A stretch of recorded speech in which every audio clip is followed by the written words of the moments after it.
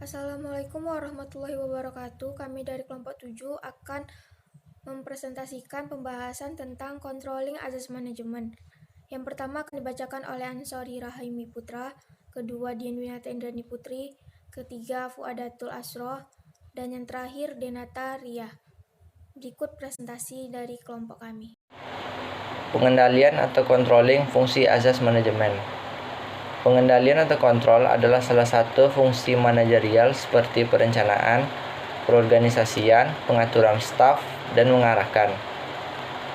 Mengendalikan merupakan fungsi penting karena membantu untuk memeriksa kesalahan dan mengambil tindakan korektif sehingga meminimalkan penyimpangan dari standar dan mengatakan bahwa tujuan organisasi telah tercapai dengan cara yang baik. Menurut konsep modern, kontrol adalah tindakan meramalkan, sedangkan konsep awal pengendalian hanya digunakan ketika kesalahan terdeteksi. Kontrol dalam manajemen berarti menetapkan standar, mengukur kinerja aktual, dan mengambil tindakan korektif. Definisi menurut ahli, pada tahun 1916, Henry Fayol merumuskan salah satu definisi pertama kontrol karena berkaitan dengan manajemen. Pengendalian suatu usaha terdiri dari melihat bahwa segala sesuatu yang sedang dilakukan sesuai dengan rencana yang telah diadopsi, perintah yang telah diberikan, dan prinsip-prinsip yang telah ditetapkan. Penting untuk mengetahui kesalahan agar mereka dapat memperbaiki dan mencegah dari controlling yang berulang. Definisi kontrol dapat didefinisikan sebagai fungsi dari sistem yang menyesuaikan operasi yang diperlukan untuk mencapai rencana tersebut, atau untuk menjaga variasi dari tujuan sistem dalam batas-batas yang diizinkan. Fungsi subsistem kontrol memiliki hubungan yang erat dengan sistem operasi. Sejauh mana mereka berinteraksi tergantung pada sifat dari sistem operasi dan tujuannya. Stabilitas menyangkut kemampuan untuk mempertahankan pola output tanpa fluktuasi yang besar. Kecepatan respon berkaitan dengan kecepatan sistem dalam memperbaiki variasi dan kembali ke output yang diharapkan. Ada 4 elemen dasar dalam sistem kontrol. Yang pertama, karakteristik atau kondisi yang akan dikontrol. Yang kedua, sensor. Yang ketiga, komparator. Yang keempat, aktivator. Adapun proses dalam sistem kontrol ada 3.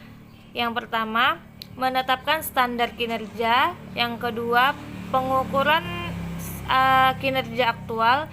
Yang ketiga, membandingkan kinerja aktual dengan standar. Ada karakteristik dalam sistem kontrol, yaitu pengendalian merupakan proses yang berkesinambungan. Pengendalian adalah proses manajemen. Pengendalian tertanam di setiap tingkat hierarki organisasi. Pengendalian bersifat memandang ke depan. Pengendalian terkait erat dengan perencanaan. Pengendalian adalah alat untuk mencapai kegiatan organisasi. Pengendalian merupakan proses akhir. Pengendalian membandingkan kinerja aktual dengan kinerja yang direncanakan. Terima kasih. Mengenai contoh, yang pertama menentukan pengukuran pelaksanaan kegiatan usaha. Yang kedua, menganalisa penyimpangan yang terjadi. Yang ketiga, mengambil tindakan jika diperlukan untuk memperbaiki penyimpangan. Kita masuk kepada pembahasan contohnya. Seorang ketua yang menjadi pemimpin dalam manajemen controlling bertugas memastikan agar usaha tersebut sudah sesuai dengan standar yang berlaku di pasaran dan telah ditentukan dengan waktu yang tepat juga. Ketua tidak hanya memperhatikan produknya, tapi juga memperhatikan anggota yang terlibat pada usaha tersebut.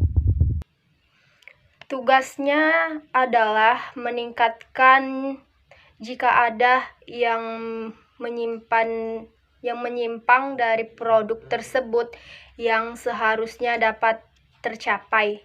Manajemen penguasa ini erat kaitannya dengan manajemen kualitas, yang mana manajemen kualitas tersebut manajemen penguasa controlling juga. Selanjutnya, membuat prosedur controlling yang efektif merupakan langkah-langkah yang harus diterapkan untuk melaksanakan kegiatan teknis maupun administratif guna manajemen kebijakan yang telah ditentukan secara ekonomis dan efisien. Manajemen berkewajiban menciptakan prosedur yang baik sehingga menjamin terciptanya sistem pengendalian manajemen yang efektif dalam meningkatkan usaha tersebut.